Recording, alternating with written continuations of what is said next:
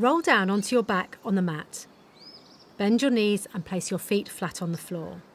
Relax your head and shoulders. Now place 2 or 3 fingers palm facing you just higher than your belly button. Press down gently and firmly and lift your head and shoulders slightly off the floor. Move a little further down to the belly button and do it again. Come back and relax and then try lower. As you're pressing down and lifting your head and shoulders, you'll feel the muscles close in around your fingers.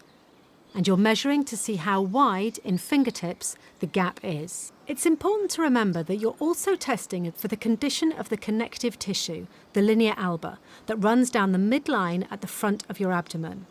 The further your fingers sink into your belly, the weaker the connective tissue is.